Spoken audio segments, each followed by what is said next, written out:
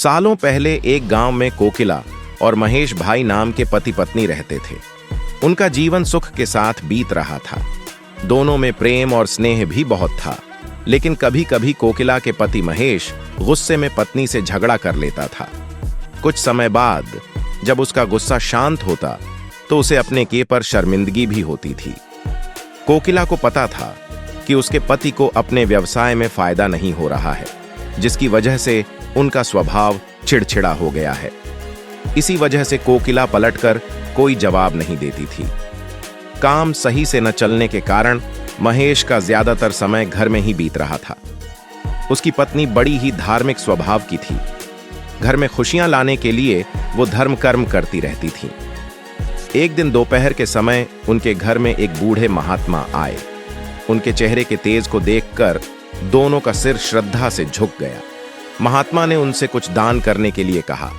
कोकिला ने महात्मा को भिक्षा में दाल और चावल दिए और प्रणाम करके उनके सामने बैठ गई। उसी समय कोकिला की आंखों से आंसू बहने लगे। कोकिला के आंसू देखकर महात्मा ने इसका कारण पूछा। जवाब में कोकिला ने अपने घर का सारा हाल बता दिया। उसकी बातों को सुनकर महात्मा ने कोकिला को उपाय के रूप में साईं बाबा का व्रत करने को कहा। साथ ही इसकी विधि बताते हुए बोले कि लगातार 9 गुरुवार तक एक समय खाना खाकर पूरी विधि से साईं बाबा की पूजा करने से उसके सारे दुख दूर हो जाएंगे।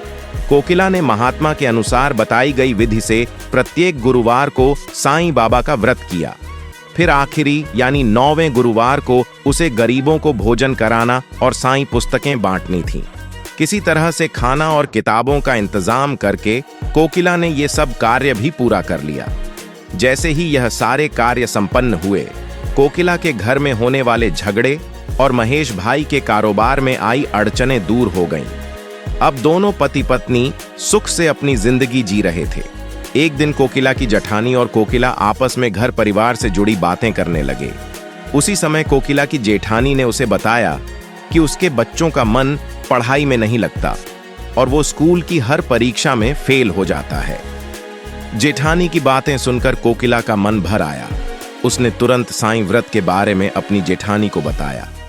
पहले कोकिला ने अपने घर का किस्सा सुनाया कि वो कितने परेशान थे और साईं बाबा की कृपा से आज कितने सुखी हैं। उसके बाद कोकिला ने अपनी जेठानी को पूरे 9 गुरुवार साईं व्रत करने को कहा और उसकी विधि भी बताई। कोकिला की जेठिनी ने ठीक वैसा ही किया और कुछ ही समय में उसके जीवन का संकट भी दूर हो गया। उसका बच्चे का मन पढ़ाई में लगने लगा और उसके अच्छे अंक आने लगे। कहानी से सीख: मुसीबत के समय घबराने की जगह आराध्य पर सच्ची श्रद्धा रखते हुए परेशानी दूर करने की कोशिश में लगे रहना चाहिए।